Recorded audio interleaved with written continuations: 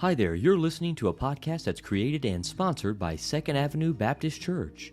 If you enjoy what you hear today, check out our website and app by visiting secondavenuembc.org. You can find our mobile app and tons more content, podcasts, sermons, and more by searching for Second Avenue on the Apple App Store or Google Play Store. With that being said, let's dive into today's episode. Welcome to episode 35 of Decision Point. Today we'll be continuing our study on Abraham. Today we'll talk a little bit about the Promised Land. And as you're opening your Bible or Bible app to Genesis chapter 13, here is today's trivia. How long were Abraham and Sarah in Egypt? Stick around to the end of the podcast for the answer to that question. And now reading from the New American Standard Bible, from Genesis chapter 13, beginning in verse 2.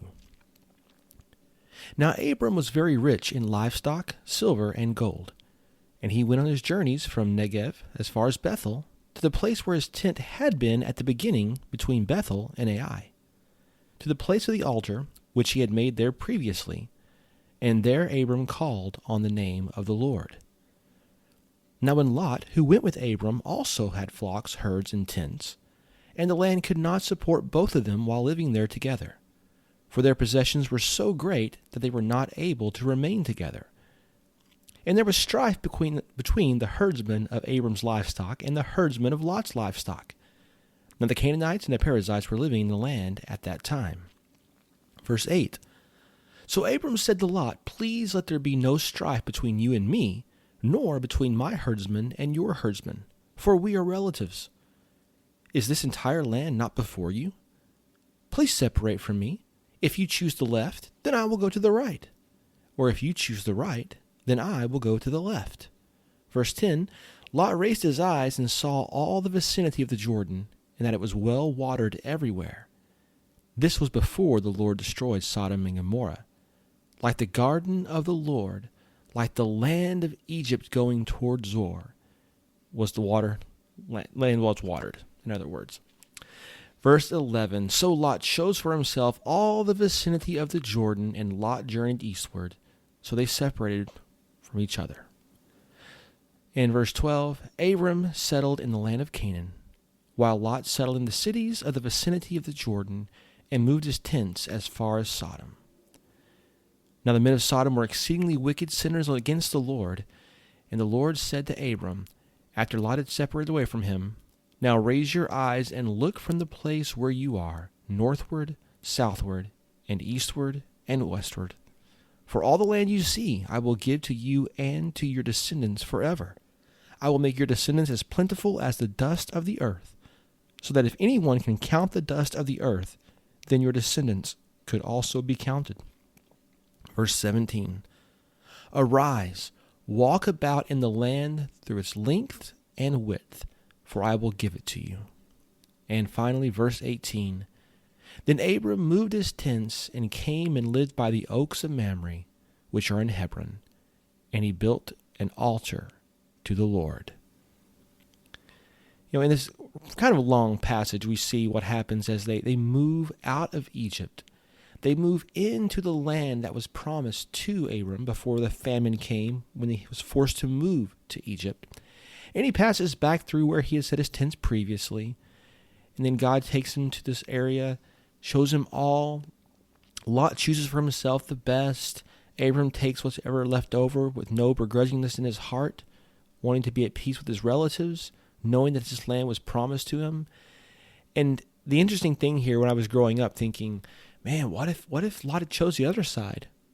But then as you grow in the Lord and you realize there's no coincidence that Abraham ended up living in the land of Canaan. Now, just for reference sake here, Sodom and Gomorrah and that valley of the Jordan is on the outskirts of Canaan. It's kind of on the edge and pushed outwards just a little bit. So God was not up in heaven sweating which land Lot would choose. God is sovereign. He's omniscient. It wasn't a coin flip. God wasn't worried. He knew. The promised land was Abraham's. So God told Abram at that time to walk around the land, check it out. because this was the land going to him and his descendants. And it said that Abram settled in Hebron. Now, what sets Abram apart from others during this time?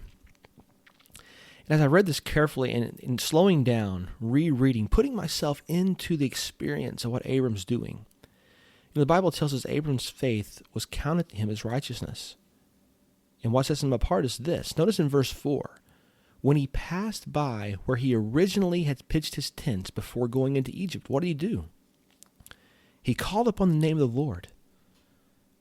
And then we see him building another altar to the Lord in verse 18, right after he pitched his tents in Mamre, by the oaks of Mamre in Hebron. Abram worshipped the Lord. When Abram got to where he was going, even on his way through between Bethel and Ai, where his tents had originally been pitched, he stopped and worshipped the Lord. He was thankful. He was grateful, and he knew where his sustenance came from. He knew where the promise had come from. He knew who was going to take care of him and guide him through the rest of his years, no matter what came against him. No wonder he was so blessed in all he did. He relied upon and he often worshiped the Lord. And first thing, may I add, what if we were to do the same?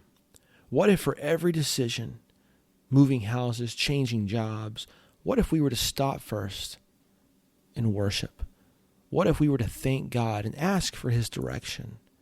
What if in the midst of our problems in Egypt, during that time of famine that comes, those times of valley experiences that we have, if we would stop and ask God, where would you have me be? But in the whole process, not just asking, but in worship and thankfulness to the God who created us and will sustain us. I think we'd definitely be more useful tools in the hands of our Creator. Well, to the answer for today's trivia question, how long were Abram and Sarai, at that time, Abraham and Sarah, in Egypt? Well, if you recall back in Genesis chapter 12, it was sufficient time enough for some great plagues to occur. Genesis 12:17 says, "But the Lord struck Pharaoh and his house with great plagues because of Sarai, Abraham's wife." So while there's not much more information than this, scholars believe it was somewhere between the range of 3 to 10 years. Well, I want to thank you again for joining me today. Looking forward to seeing you again next week right here at the same time for another Decision Point. Thank you for listening today, and if you enjoyed what you heard, consider leaving us a 5-star rating and review. It will help us reach more people just like you who need to hear this message.